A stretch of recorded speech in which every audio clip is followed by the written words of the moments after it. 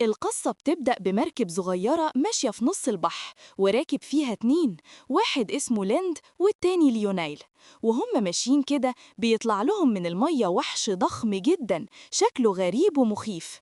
لكن المدهش إن ليونيل مخافش خالص، بالعكس مسك الكاميرا وبدأ يصوره عشان يثبت لأصحابه إن الوحش ده مش خرافة.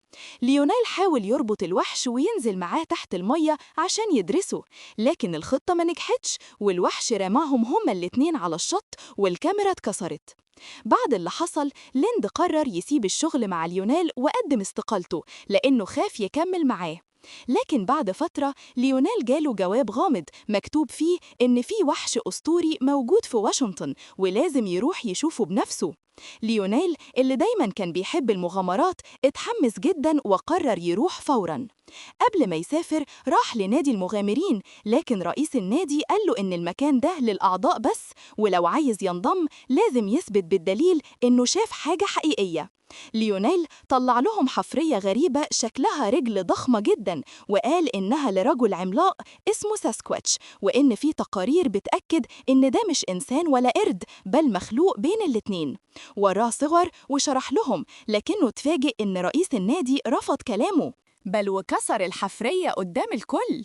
ليونيل اتعصب جدا ووعدهم قدام الجميع إنه هيرجع بدليل قاطع على وجود المخلوق ده، وقال للرئيس لو أثبتت كلامي لازم تعتذرلي وتدخلني النادي. الرئيس وافق، لكنه من وراه استأجر قاتل مأجور عشان يخلص على ليونيل في الرحلة. في اليوم اللي بعده ليونيل سافر لواشنطن، ولما وصل هناك ركب حصان ومشي لحد بيت خشب وسط الغابة. هناك شاف آثار أقدام عملاقة، وبعدها لمح حد بيجري من بعيد فجرى وراه لحد ما وقف قدامه، واتصدم لما لقى إنه المخلوق اللي كان بيدور عليه. لكن المفاجأة الأكبر إن المخلوق ده بيتكلم زينا. ليونيل اتصدم وسأله إزاي بتتكلم، فرد عليه المخلوق وقال له إنه بيعرف يقرأ ويكتب كمان، وصرح له إنه هو اللي بعت له الجواب بنفسه. ليونيل اتفرج عليه بانبهار وسأله طب أنت عرفتني منين؟ فالمخلوق وراه مقالات جرايد مكتوبة عن ليونيل. بعدها المخلوق قال له أنا لوحدي، كل جنسيتي انقرضت ومحتاج مساعدتك تاخدني لمكان بعيد أعيش فيه. ليونيل تأثر بكلامه جدا وسأله إزاي أقدر أساعدك؟ فالمخلوق قال له إنه سمع عن كائنات تانية اسمها ياتي عايشة في جبال الهيمالايا وبيعتقد إنهم قرايبه. ليونيل قال له بصراحة إنه جاي عشان ياخد أي دليل يثبت وجوده، لأن سمعته متعلقة بإثبات القصة دي. فاتفقوا على صفقة، ليونيل هيساعده يوصل للياتي، وفي المقابل المخلوق هيديه خصلة شعر أو سن أو أي دليل على وجوده. المخلوق وافق وقال له إنه اسمه لينك، وإن الاسم ده معناه الحلقة بين الإنسان والحيوان. ليونيل قال له إن أول خطوة هي يروح لأرملة صديقه فورتنايت اللي عندها خريطة رسمها جوزها بنفسه بتوضح طريق الياتي. لينك سأله هي هتدينا الخريطة بسهولة؟ فرد ليونيل وقال له إنه صديق قريب منها وهتساعدهم. قرروا يباتوا في الغابة وفي الصبح يبدأوا الرحلة. ليونيل قال للينك إنه لازم يلبس لبس يخفي شكله عشان الناس لو شافته كده هتخاف جدا. وفي نفس الوقت ظهر القاتل المأجور ستينج اللي رئيس النادي مأجره عشان يخلص على ليونيل. ستينج كان مشهور بإنه بيقتل الحيوانات النادرة، وقال لليونيل إنه قضى على كل الكائنات دي ما عدا ساسكواتش. ولما شاف لينك فهمنا إنه جاي يقتله. حصلت معركة كبيرة بينهم، لكن ليونيل قدر يهرب مع لينك وقال له لازم يتحركوا بسرعة عشان يوصلوا كاليفورنيا. في اللحظة دي رئيس النادي وصله تليجراف من ستينج حكاله فيه اللي حصل، فالرئيس اتعصب جدا وقال لازم المهمة تخلص ويتخلصوا منهم هما الاتنين. بعد ما ليونيل ولينك قدروا يهربوا من ستينج سافروا على كاليفورنيا، وهناك قابلوا أرملة صديقته فورتنايت. أول ما شافته زعلت جدا منه وقالت له إزاي ما جيتش عزا جوزي، لكن ليونيل حاول يبرر وقال إنه مش بيحب مشاهد الوداع. هي ما اقتنعتش بكلامه وزعلت منه أكتر وطردته من البيت. في الليل ليونيل قرر يدخل البيت وياخد الخريطة بنفسه بمساعدة لينك. قال له اتسلق السور بهدوء، لكن لينك معرفش يعمل كده، فبدل ما يتسلق كسر السور كله ودخل. فضلوا يدوروا على الخريطة لحد ما لقوها في خزنة، لكن وقتها دخلت الأرملة ومساعدها عليهم. ليونيل ولينك قدروا يهربوا بسرعة ومعاهم الخريطة، وخرجوا على طول قبل ما حد يمسكهم. في اليوم اللي بعده ركبوا سفينة رايحة لندن، ومعاهم أديلينا اللي كانت ست قوية وشجاعة وبتحب المغامرات. لكن ستينج قدر يعرف مكانهم وركب وراهم السفينة هو كمان. في الوقت ده رئيس النادي كان بيبعت له برقيات علشان يعرف كل اللي بيحصل خطوة بخطوة. في السفينة ليونيل حاول يقرب من أديلينا، لكن هي كانت شايفة إنه بيعامل لينك بطريقة مش كويسة، وقالت له إنه أناني ومش بيحس بغيره. هي طلبت منه يحاول يتعامل مع لينك بلطف ويحسسه إنه مش غريب. ليونيل فعلا راح يتكلم مع لينك، لكنه لقى لينك زعلان جدا وقال له أنا حتى ما عنديش اسم حقيقي، واسم لينك ده مجرد لقب مش بيعبر عني.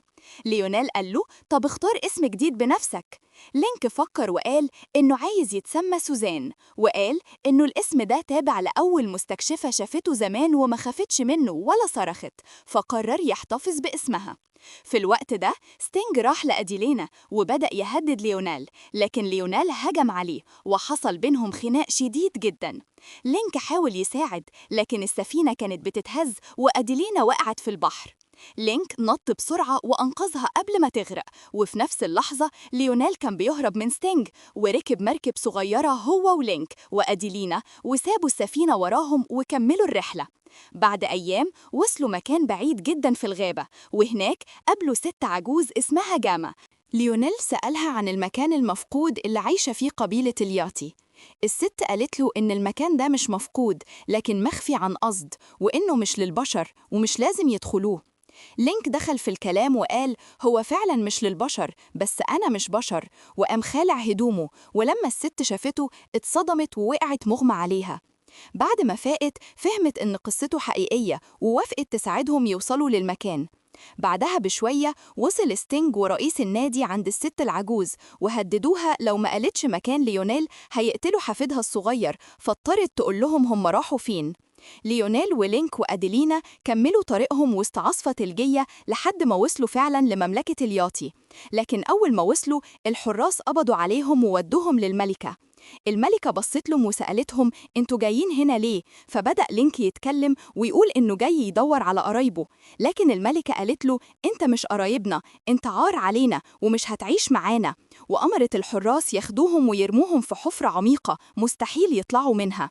لينك كان محطم وزعلان جدا، حس انه مرفوض من كل مكان، لكن أديلينا بصت لليونيل وقالت له كلام خلاه يفوق. كفاية أنانية، انت طول عمرك بتفكر في نفسك وبتدور على مكان يقدرك، بس ليه عايز تنضم للنادي ناس مش بيحبوك؟ وليه ما تبصش حواليك؟ لينك هو اللي كان محتاجك فعلا وانت ما شفتش ده. كلامها أثر فيه جدا وقرر إنه ما يستسلمش. ليونيل طلب من لينك يساعده يخرج من الحفرة، وفعلا نجحوا. بس أول ما خرجوا الحراس لاحظوهم وبدأوا يطردوهم، وفجأة ظهر ستينج ومعاه رئيس النادي وكانوا ماسكين بنادق. رئيس النادي كسر الجسر اللي كانوا عليه فبدأوا كلهم يقعوا. ليونيل وأديلينا كانوا هيتزحلقوا، لكن لينك رجع بسرعة ومسكهم وأنقذهم قبل ما يقعوا في الهاوية. بعد كل اللي حصل ليونيل قال للينك تعال عيش معايا نبدأ حياة جديدة سوا، ولينك وافق لأنه خلاص فقد كل حاجة تانية.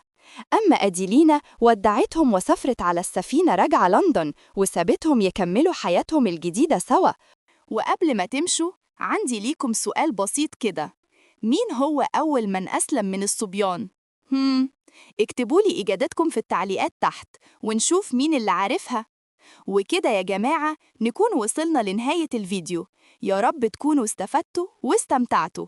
ما تنسوش تعملوا لايك واشتراك في القناة وفعلوا الجرس علشان يوصلكم كل جديد، وصلوا على النبي محمد صلى الله عليه وسلم.